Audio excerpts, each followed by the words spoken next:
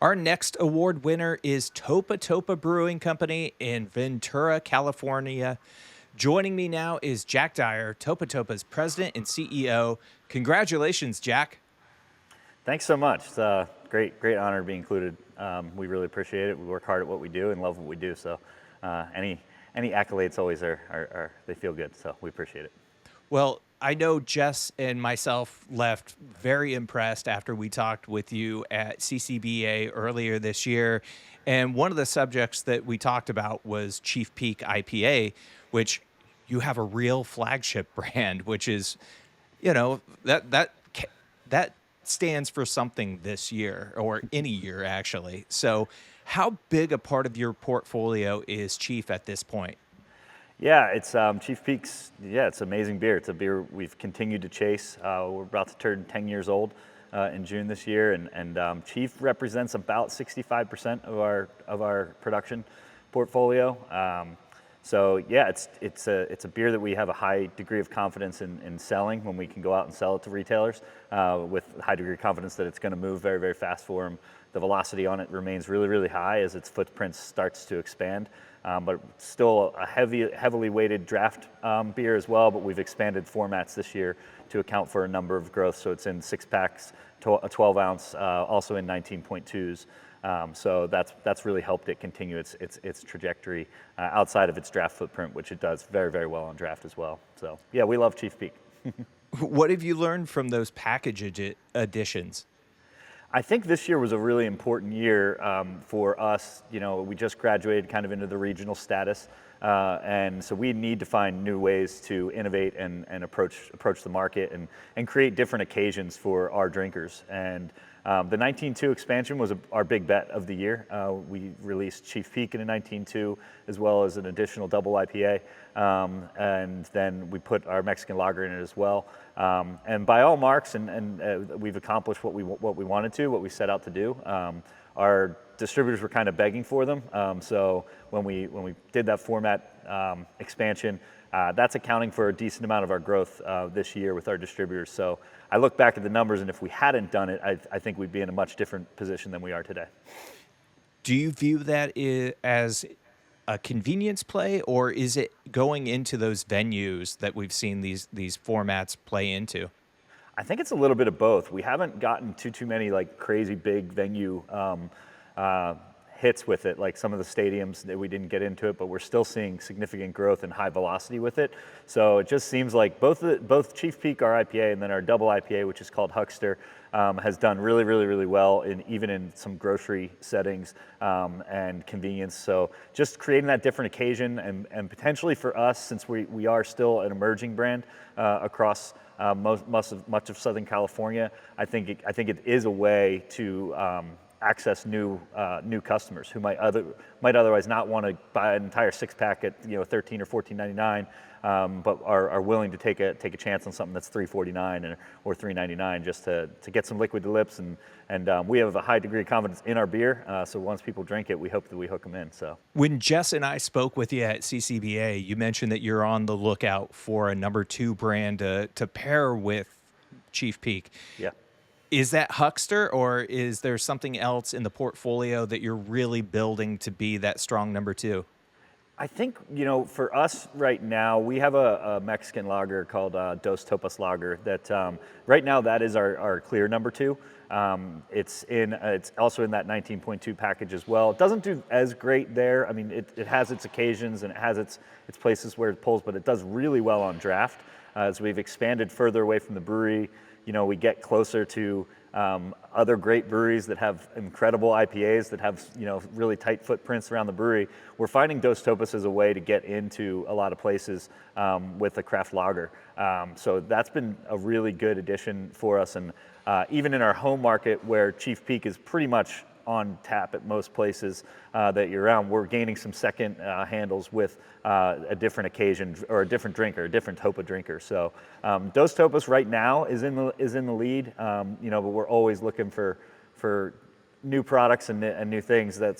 We test them in our taproom network, and if they work there, hopefully over the next year or 2 or 3 years continues as we go in the future, we'll continue to innovate and see what works.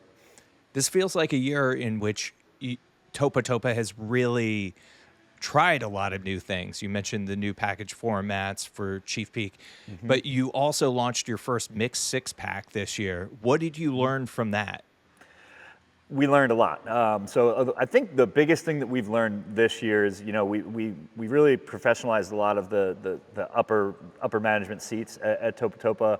Our director of sales, Sean Bokar, did a great job coming in and proposing some really good ideas based on data, not just on like what we like or what's working in our tap rooms. Like trying to find some areas of in the data set that says this would work if we make this bet. Mixed packs is a challenging thing for a smaller brewery like us. It does raise the labor on it, but we've had that Solitude series. That's the name of our mixed pack. It's a Solitude series single IPA mixed pack. It's 3 different single hop IPAs in one 12-ounce six-pack. So we learned a lot about how to do it, just like how from a production standpoint to line up 3 different IPAs and then package them on 3 different days.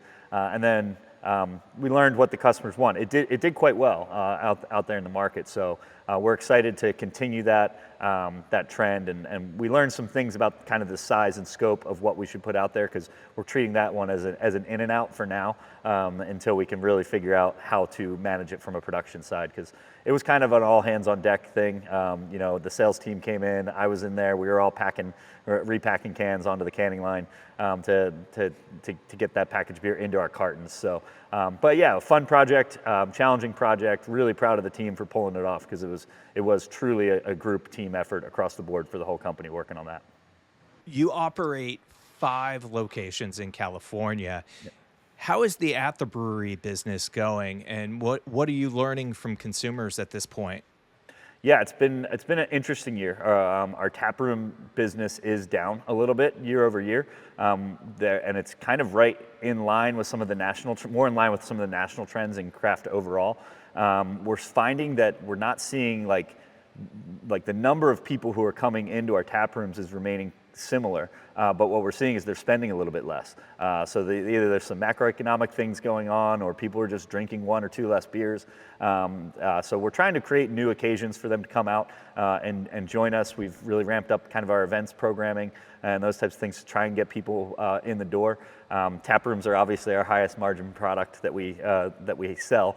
So when we can get more butts and seats and more people here to visit us, that's great for our company. So it's been a challenging